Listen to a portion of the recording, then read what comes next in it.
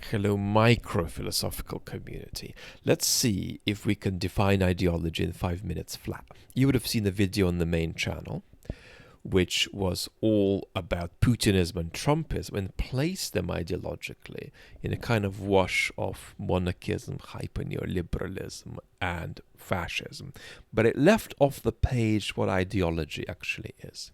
And I have no idea what I'm about to tell you, but I'm going to try to tell you what I think ideology is in not much more than 5 minutes and see if I face plant or not.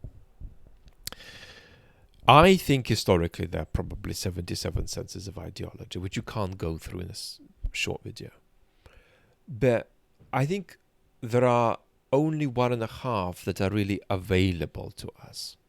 Ones that are responsive to our concerns and we can constructively use. The first is ideology as a stance that helps you negotiate the political world. That would have ideology be a cultural formation made up in the consciousness of particular individuals, of beliefs, half-beliefs, images, directed toward two things: a picture of human nature and a picture of values and action guiding political principles. That's it. Notice how that's not a set of intellectual propositions you write in a university essay.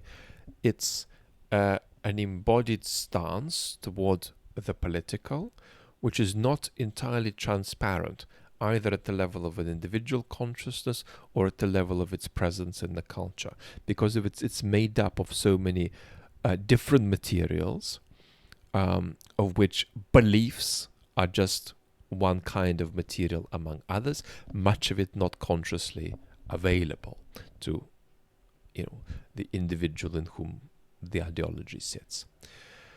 So I do then think that there is another way of thinking about ideology which is negative, and I call it a half sense of ideology because I don't think it's as important or persuasive as the first sense, but it's there.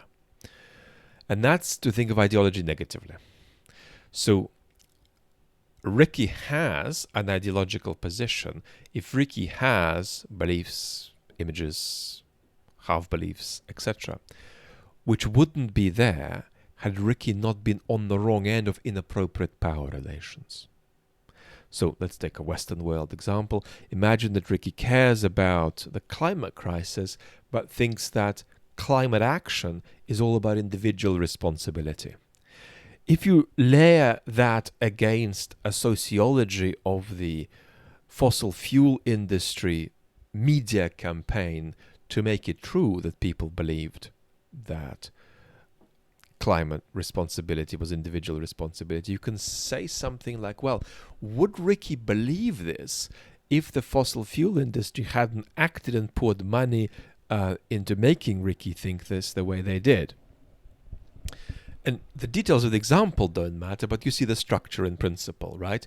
You take away the resources poured into media influence, and then Ricky suddenly doesn't have a belief anymore. So ideological beliefs in this sense are beliefs that are just products of being in somebody else's power. If you weren't in somebody else's power, you wouldn't have these beliefs. And I think that is a valid sense of ideology. It's a negative sense of ideology, but we need to be pluralists about our conceptions of ideology. And so we're stuck with this too. There is then another view of ideology that I do find reasonable, but don't share. And that's that there is no such thing as ideology. And you argue that really by saying that the first sense of ideology as embodied negotiation of the political world isn't necessary because we can describe it in another language without using the concept. And the same is true of the second negative sense of ideology. We also can describe what's happening to Ricky without needing the word ideology. So the word ideology is just one word among others, which if you took away would not lead to any major constitutive loss.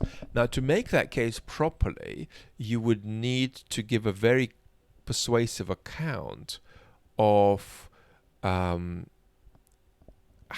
concepts sit in a culture and how the particular concept of ideology sits in a culture. And I think that's where this third reasonable position would fail, because we would be forced to concede that the sort of friction the term ideology has in our culture is actually quite serious, is actually quite deep, and that the best thing to do is to make the best possible use of that concept rather than try to retire it, because we're much better off with it than without it, and we can't retire it anyway. It'll just keep coming back. So there we have it. We've got sort of one and a half concepts of ideology, and then a false view of ideology which is nevertheless reasonable as something that doesn't exist. What this means is that the overwhelming majority of published pieces in the social sciences about ideology might be good or bad pieces, but they're not pieces about ideology, right? So if I write a piece about the cumulative political messaging of the Chinese regime, I would have written a piece about the cumulative political messaging of the Chinese regime. I wouldn't write about the Chinese regimes, wouldn't have written about the Chinese regime's ideology if I'd done now. So, sort of summarizing the recent history of the political messaging of a particular regime has nothing directly to do with ideology. That's often what passes for ideological analysis, but it's got nothing to do with ideology directly.